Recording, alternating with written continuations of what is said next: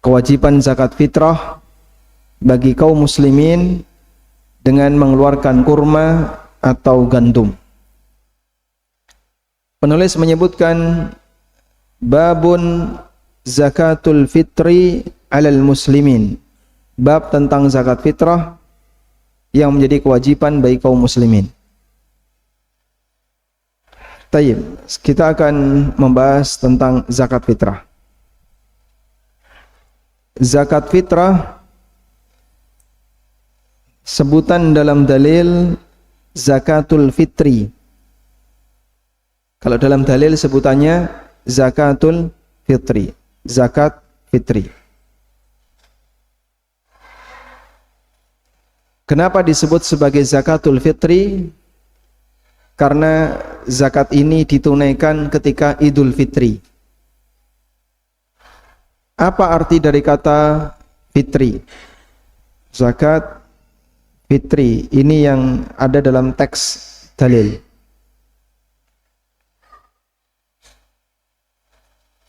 Kenapa disebut sebagai zakatul fitri? Karena ditunaikan saat Idul Fitri. Lalu apa makna kata fitri? Apa arti kata fitri? Fitri, al-fitru. Al-fitru artinya tidak puasa. Sehingga Idul Fitri, Id itu artinya kembali, fitri tidak puasa, kembali tidak puasa. Karena tanggal 1 Syawal kita sudah mengakhiri kegiatan di bulan Ramadan. Kaum muslimin sudah tidak lagi berpuasa. Jangan sampai kita punya pemahaman fitri adalah suci. Ini orang Arab nggak kenal. Sehingga kalau Anda mengatakan fitri sama dengan suci, ini salah besar. Kalau sudah ngaji, mengartikan fitri dengan suci, kembali seperti orang awam. Nggak benar ya. Ini salah besar, nggak ada hubungannya. Fitri itu bukan suci. Maka bedakan dua hal ini. Anda bedakan. Ada fitri, ada fitrah. Tulisannya mirip.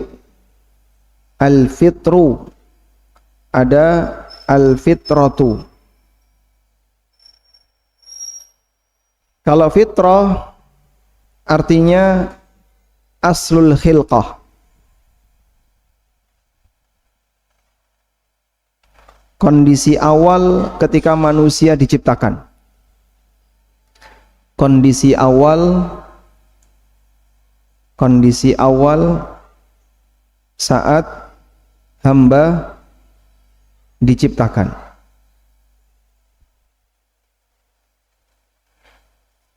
Dan ketika hamba itu diciptakan, kondisi awalnya mereka mengakui keesaan Allah. Mereka mengakui keesaan Allah. Karena itu Allah Subhanahu wa ta'ala menyebut bahwa manusia diciptakan dalam kondisi fitrah. Artinya mereka punya pemahaman Allah itu esa. Semuanya. Sebagaimana yang Allah firmankan dalam Al-Quran, fitratallahi allati fataran nasa 'alaiha.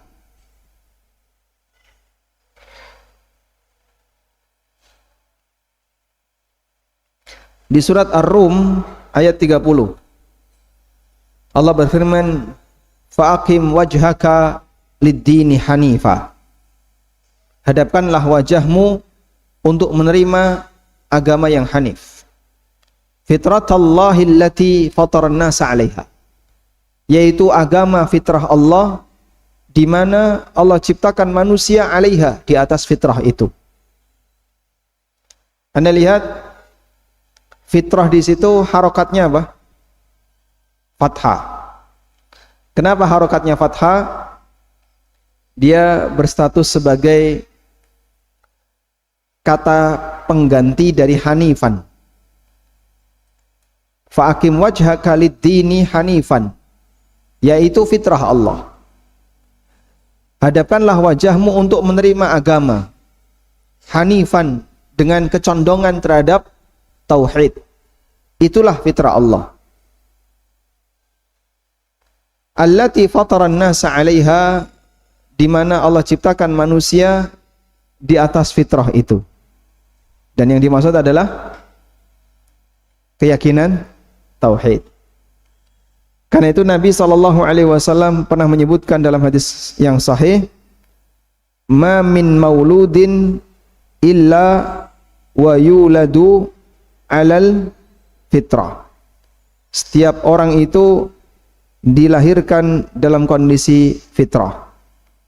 Sebagaimana hadis berikut ini, hadisnya riwayat Bukhari Muslim. Kullu mauludin yuladu alal fitrah.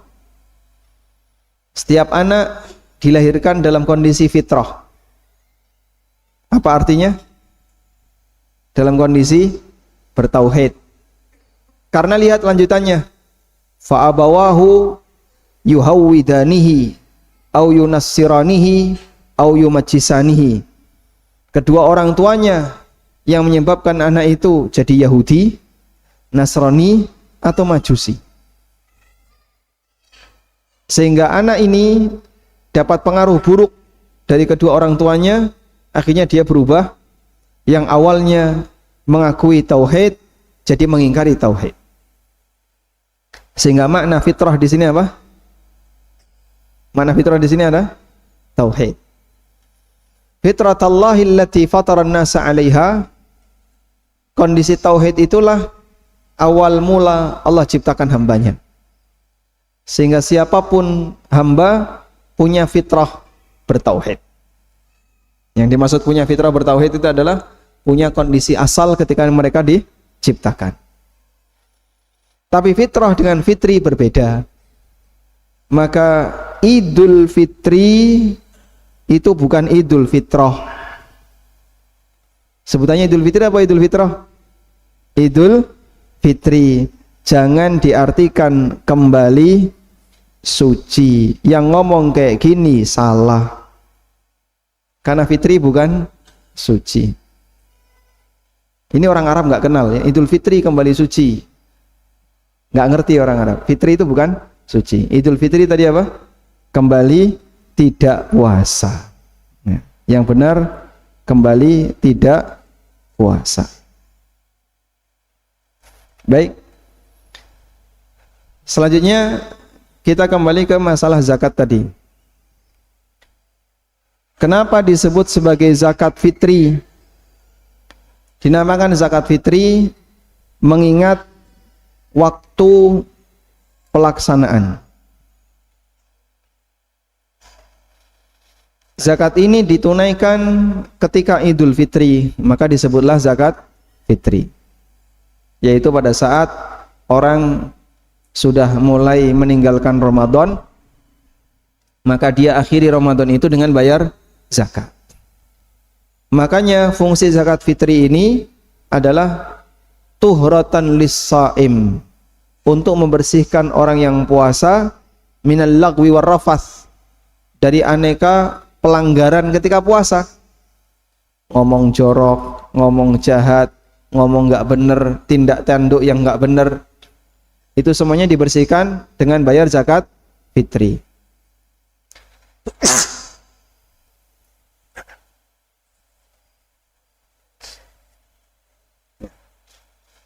Selanjutnya,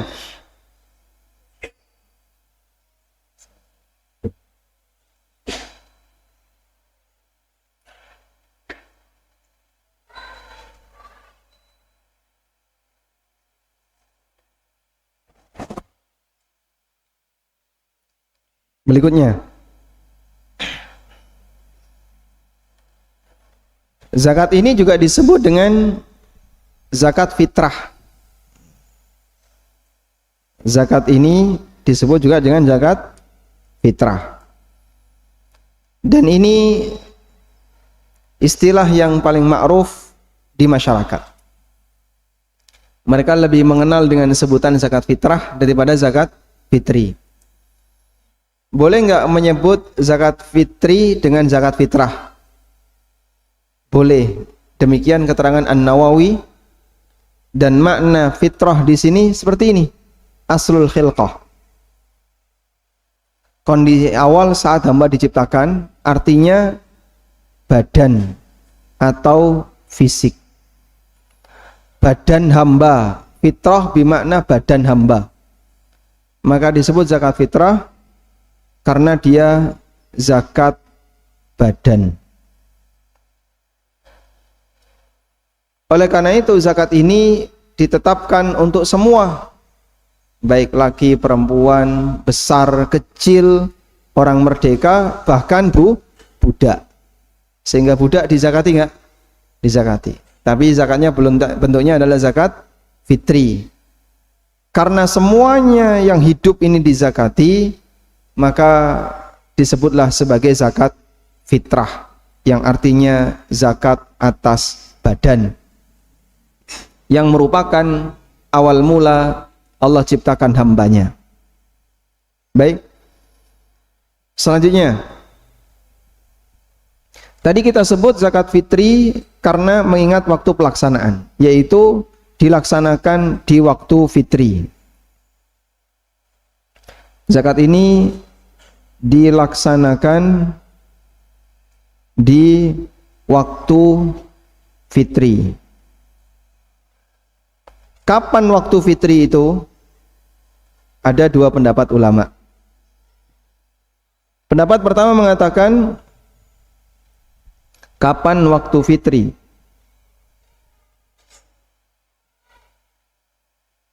Pendapat pertama mengatakan waktu fitri adalah waktu ketika terbenam matahari. Terbenam matahari di hari terakhir Ramadan. Dan ini pendapat yang lebih kuat, pendapat jumhur. Kemudian ada yang berpendapat waktu fitri adalah ketika terbit fajar. Ketika terbit fajar saat tanggal 1 Syawal. Waktu subuh ketika tanggal 1 Syawal. Dan pendapat yang lebih mendekati adalah pendapat yang pertama. Waktu fitri adalah waktu terbenam matahari di hari terakhir Ramadan. Nah, selanjutnya ini yang jadi batas, menjadi batas kewajiban zakat fitrah. Para ulama mengatakan manusia yang hidup dan dia menjumpai waktu ini, maka wajib dizakati. Sudah? Siapapun manusia yang hidup dan dia menjumpai waktu ini, maka wajib dizakati. Contoh ya. Si A lahir malam takbiran. Si A lahir malam takbiran. Ba'da Isya. Apakah si A ini wajib dizakati? Si A lahir ba'da Isya, anggap jam 8 ya, di malam takbiran. Wajib dizakati atau tidak? Hah? Wajib. Kenapa? Hah? Karena lahirnya setelah terbenam matahari. Baik. Yang benar tidak wajib. Saat matahari terbenam di hari Ramadan terakhir, si A kan belum datang. Dia belumlah lahir.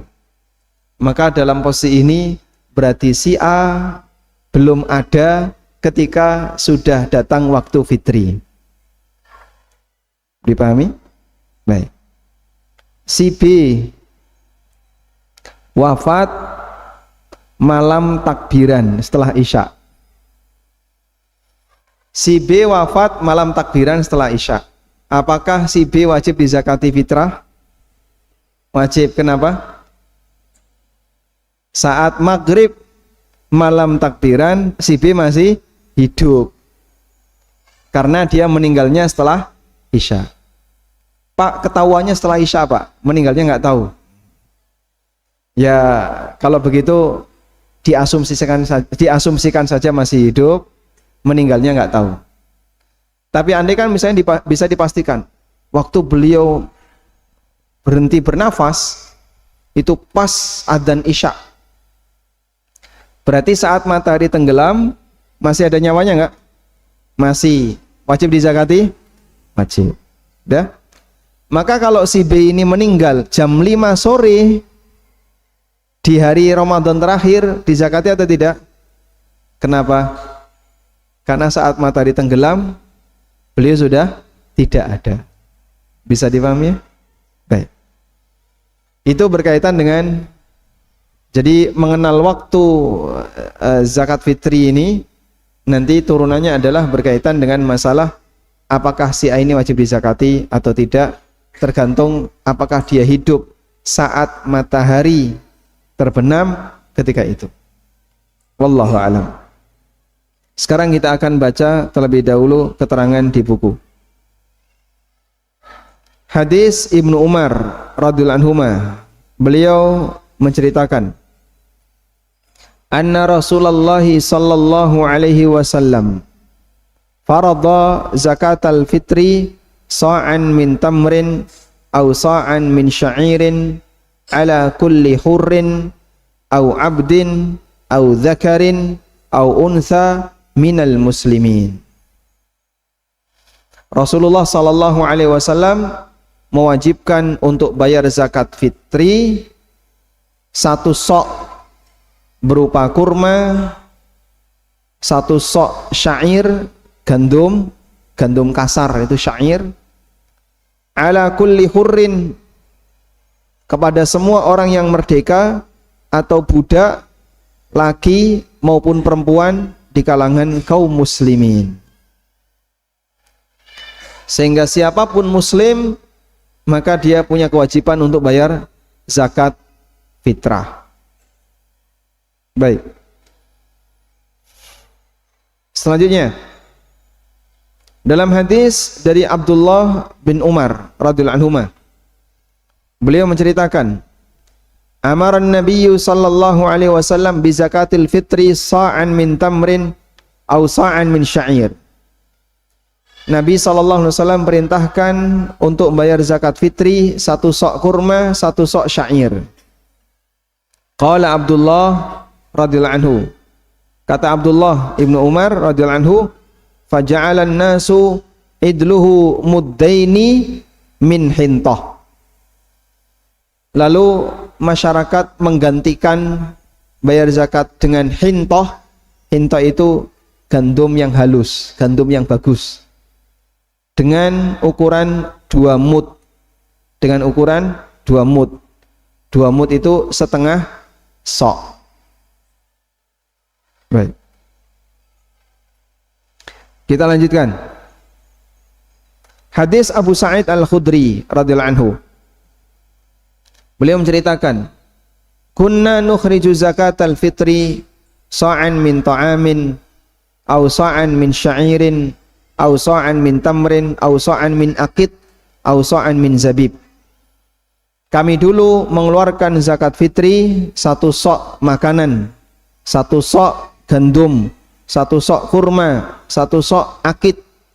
Akid potongan keju. Keju yang dicacah-cacah namanya akid. Aw sa'an min zabib, atau 1 sok zabib. Zabib itu apa? Kismis, anggur kering. Kemudian juga dalam hadis Abu Sa'id Al-Khudri mengatakan, kunna nu'tiha fi zamanin Nabi sallallahu alaihi wasallam. Di zaman Nabi sallallahu alaihi wasallam kami mengeluarkan zakat fitri sa'an min ta'am, satu sok makanan, satu sok kurma, satu sok syair, gandum kasar, satu sok zabib, kismis. Falamma ja'a Muawiyatu wa ja'atis samra. Ketika datang Muawiyah dan datang As-Samra. Apa yang dimaksud dengan As-Samra? Coba lihat di sini ya. Falamma jaa Muawiyah As-Samra. As-Samra di sini maknanya adalah kathurat al-hintah asy-syamiyah. Ada panen melimpah gandum dari daerah Syam. Ketika di zaman Muawiyah melimpah gandum warna merah as-samra, sehingga melimpah gandum hintah. Qala ara muddan min hadza ya'dilu muddain. Maka kata Abu Sa'id Al-Khudri, menurutku satu mud samra nilainya sama dengan 2 mud syair. Satu mud samra nilainya sama dengan 2 mud syair. Baik, sekarang kita akan detailkan. Di sini penulis membawakan 4 hadis, namun lebih fokus pada masalah jenis yang dibayarkan dalam zakat fitrah. Sekarang kita lihat ini jamaah. Sebagaimana prinsip yang pernah kita sampaikan dalam belajar, maka Anda menggunakan pendekatan apa? 5W plus 1H biar komplit. Ukuran apakah Anda sudah menguasai satu bidang materi tertentu, gunakan ini. Apa, kapan, di mana, mengapa, kemudian siapa, bagaimana, lengkap. Kalau lengkap, berarti Anda sudah komplit punya ilmu tentang itu. Baik, sekarang kita akan bahas tentang 5WH untuk zakat fitri. Tadi kita sudah jelaskan tentang definisi. Tentang apa, saya kira sudah paham ya. Tentang kapan, sudah. Jadi kita sudah bicara tentang apa itu zakat fitri, sudah ya. Terus kapan, sudah. Kapan waktu. Kapan waktu, ada kapan waktu wajib. Tadi sudah kita sebutkan, siapapun yang hidup di waktu fitri. Siapapun yang hidup di waktu fitri, maka dia wajib dizakati. Dan waktu fitri tadi sudah kita jelaskan, maknanya adalah waktu di mana apa tadi? Matahari terbenam saat malam Idul Fitri. Yang kedua, kapan waktu bayar zakat? Di sini ada batas awal, ada batas akhir. Kalau Anda bertanya tentang waktu pelaksanaan, tolong pahami batas awal, batas akhir. Batas akhir dari pelaksanaan zakat fitri adalah sebelum sholat Id. Dan ini berdasarkan sabda Nabi SAW, "Faman addaha qabla salati fayya zakatun maqbulah, wa man addaha ba'da salah fayya sadaqatun minas sadaqat." Siapa yang membayarkan zakat fitrah sebelum sholat, maka jadi zakat yang diterima. Tapi kalau dibayarkan setelah sholat, sedekah biasa, bukan zakat fitrah. Baik. Lalu batas awal, kapan batas awal? Ulama beda pendapat. Ada ada khilaf di kalangan para ulama.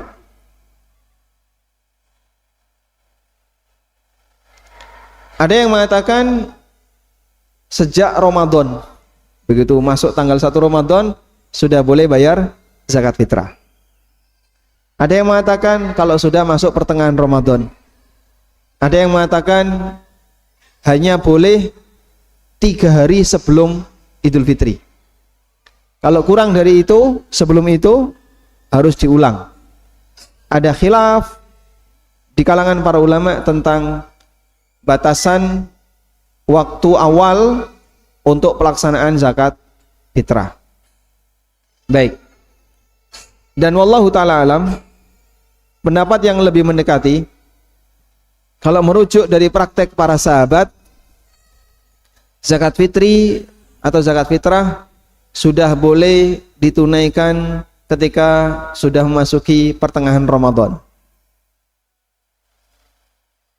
Ada beberapa dalil ya yang menyebutkan tentang itu, dan terjadi khilaf karena ada banyak pendekatan ulama. Salah satu dalil hadis yang ma'ruf tentang pengalaman Abu Hurairah menangkap jin. Pengalaman Abu Hurairah menangkap jin. Abu Hurairah diperintahkan oleh Nabi SAW untuk menjaga zakat.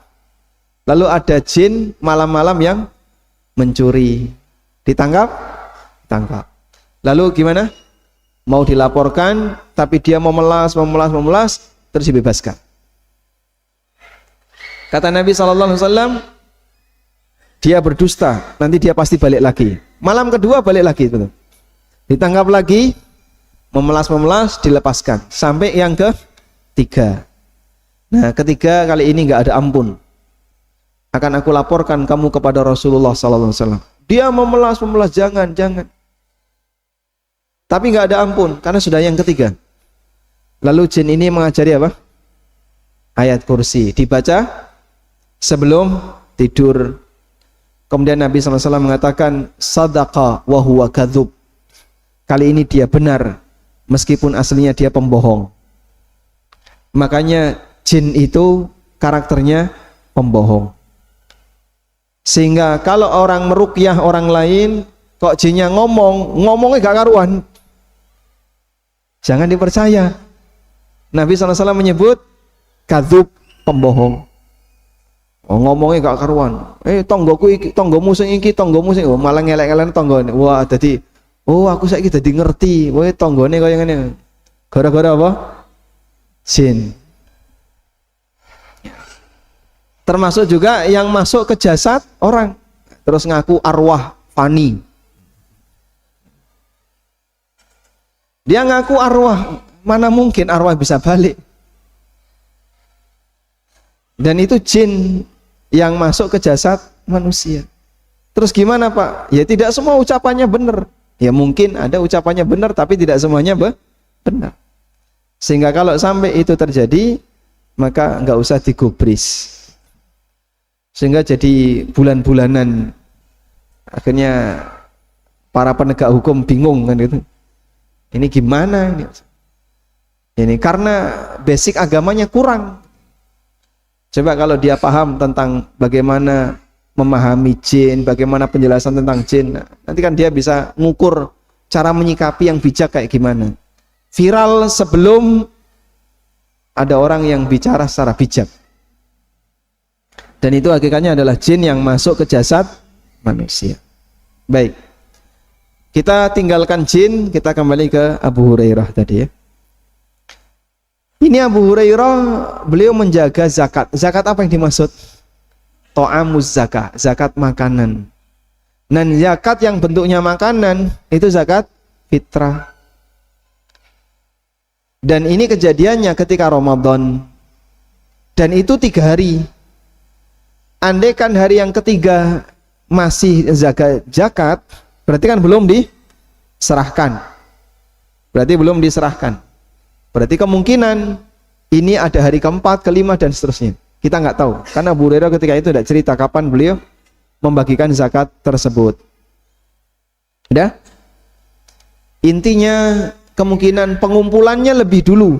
Kan jelas pengumpulannya lebih awal. Mungkin bisa di tengah Ramadan.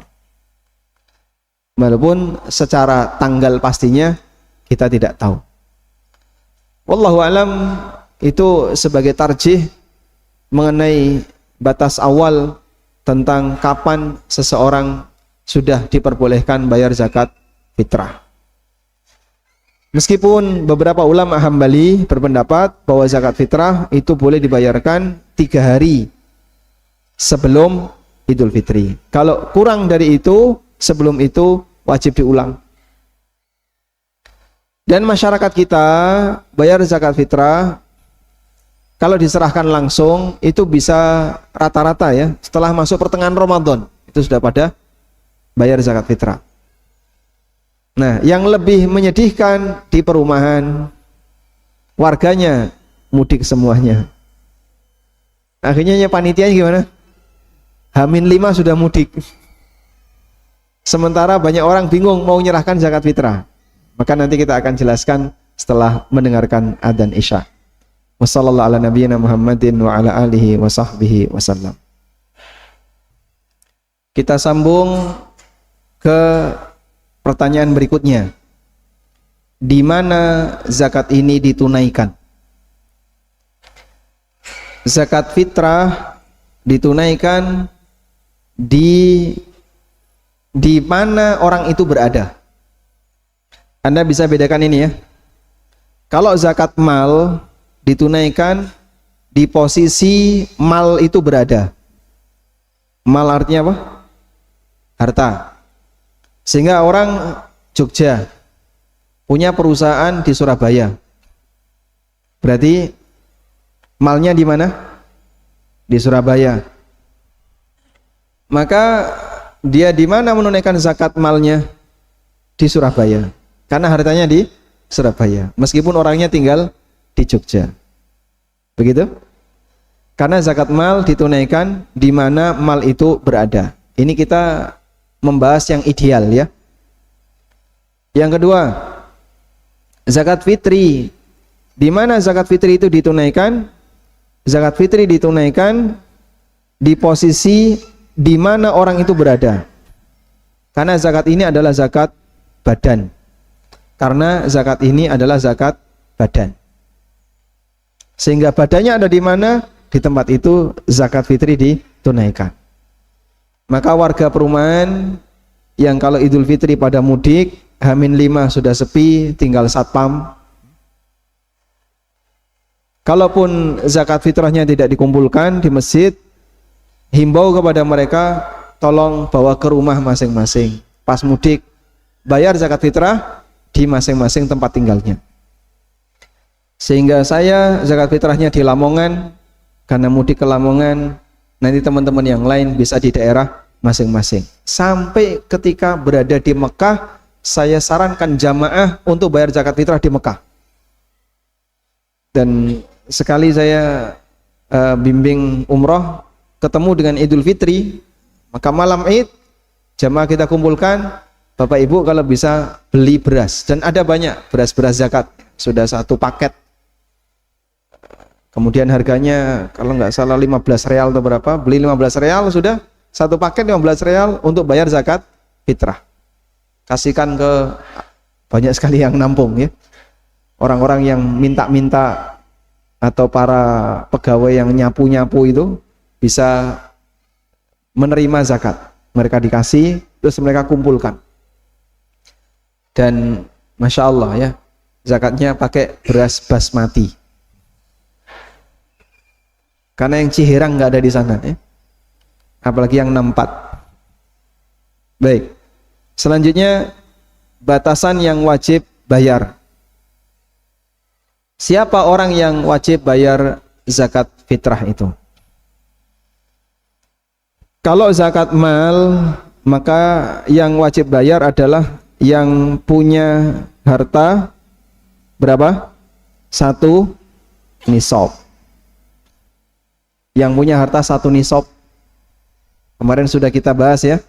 Ada khilaf di antara para ulama mengenai yang punya harta 1 nisab. Berbeda dengan zakat fitrah. Yang wajib bayar adalah yang punya bahan makanan. Bahan makanan sisa dari kebutuhan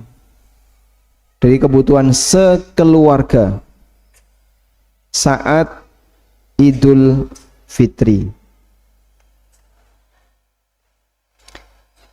Sehingga ukurannya, keluarganya anggotanya berapa? Anak 3, berarti 5 orang. 5 orang saat Idul Fitri cukup beras berapa? 5 orang berapa? Tergantung anaknya ya. Nek mangane dokoh ya oke. Nek bayi-bayi ya sedikit. Misalnya anaknya SD kelas 1, kelas 3, kelas 6. Wis dokoh turun? Belum. Kelas berapa Mas? Kelas berapa? Hah? 2. Kalau makan berapa piring? 4 piring? Masya Allah. Nah. Sehingga diukur ini cukup 1 kilo. Misalnya 1 kilo saat Idul Fitri. Maka jika yang bersangkutan punya beras 10 kilo, walaupun nggak punya uang, wajib bayar zakat fitri. Walaupun hanya punya beras 10 kilo. Karena ukurannya adalah dia punya bahan makanan sisa dari kebutuhan sekeluarga saat Idul Fitri. Saya pernah jumpai seperti ini ya, di daerah Klaten. Jadi waktu itu H-1 Idul Fitri, H-1. Panitia ngumpulin zakat, kemudian mau dibagikan. Maka saya tanya kondisi masyarakat. Lalu cerita ada salah satu keluarga, suami istri, 2 anak. Dia hanya punya tabungan duit itu mungkin cuma 20.000 atau 30.000. Dan beras di rumahnya raskin 10 kilo. Kemudian saya sampaikan, minta beliau bayar zakat. 10 kilo dikasihkan semua. Nggak punya apa-apa selain cuma duit berapa puluh ribu gitu. Itu H-1 Idul Fitri. Udah? Baik. Insya Allah kita terima zakatnya. Ya? Malamnya kita bagikan, beras itu kita kembalikan plus ditambahi 1 karung. Sehingga beliau menjadi muzaki sekaligus mustahik. Demikianlah keistimewaan zakat fitrah. Ada orang yang menjadi muzaki sekaligus menjadi mustahik. Dia wajib zakat dan sekaligus penerima zakat. Kalau zakat mal kan tidak mungkin ya. Ada nggak muzaki terus jadi mustahik? Begitu keluar zakat langsung kiri. Ada? Tidak ada. Sehingga saat bayar zakat mal, saat dia jadi muzaki, mustahil jadi mustahik dalam waktu sekejap. Ya kalau nunggu sekian waktu dia bangkrut mungkin. Tapi kalau dalam waktu sekejap, tidak mungkin. Baik. Selanjutnya, dengan apa zakat fitrah itu dikeluarkan? Dengan apa dikeluarkan? Jawabannya, bahan makanan. Dan 4 dalil yang tadi disebutkan oleh penulis, 2 hadis dari Ibnu Umar, 2 hadis dari Abu Sa'id Al-Khudri, sudah sangat mencukupi untuk membuat kesimpulan bahwa zakat fitrah itu berupa to'am, makanan, so'an min to'am, berupa makanan. Nah, disinilah kemudian muncul polemik. Boleh nggak Pak dengan uang? Kalau dengan uang gimana Pak? Inilah keistimewaan masyarakat Indonesia. Zakat mal dibayarkan pakai sembako, zakat fitrah dibayarkan pakai uang, diwalik. Padahal para ulama dengan tegas mengatakan zakat mal dibayarkan pakai sembako batal, kecuali jika ada kondisi yang menuntut untuk dibayarkan selain uang. Demikian pula zakat fitrah jangan dibayarkan pakai uang, bayarkan pakai sembako, pakai bahan makanan, bukan pakai uang. Sampai ada seorang ulama tabi'in yang mengatakan, Ibnu Umar itu bayar zakat fitrah pakai gandum, padahal beliau mampu untuk bayar zakat fitrah pakai emas 1 sok. 1 sok itu berapa? 4 mud. Diceritakan Ibnu Umar itu bayar zakatnya pakai gandum, padahal beliau kalau disuruh bayar zakat pakai emas dengan 4 kali cakupan ini itu mampu. Nyakup emas gini itu beratnya berapa, Mas? Hah? Berapa? Emas gini itu beratnya berapa? 2 kilo ada? Mungkin ya. Baik. 1 cakupan emas. Jadi koin-koin dinar dicakup ini 4 kali Ibnu Umar mampu. Karena beliau termasuk orang kaya. Namun beliau bayar zakatnya pakai bahan makanan. Sehingga itu bukti tegas bahwa zakat fitrah tidak boleh dibayarkan pakai uang. Baik. Selanjutnya mengenai ukuran, tadi sudah tegas ya, 1 sok sama dengan 4 mud. Dan ini kalau dikonversi ke berat berapa? Antara 2,3, dalam penjelasan fatwa itu antara 2,3 sampai 3 kilo. Nah, Anda kalau menunaikan kewajiban kok ketemu rentang seperti ini, ketemu rentang ya, pilih yang atas, aman. Maka kalau bisa keluarkan saja 3 kilo, lebih jadi sedekah, kurang jadi hisab di akhirat. Nanti malah batal zakatnya. Mending diapain? Dilebihkan. Sehingga bayarlah zakat fitrah dengan 3 kilo, kalaupun lebih, insya Allah jadi sedekah. Wallahu alam. Nah, tadi ada keterangan 1 sok syair itu dikonversi dengan setengah sok hintoh.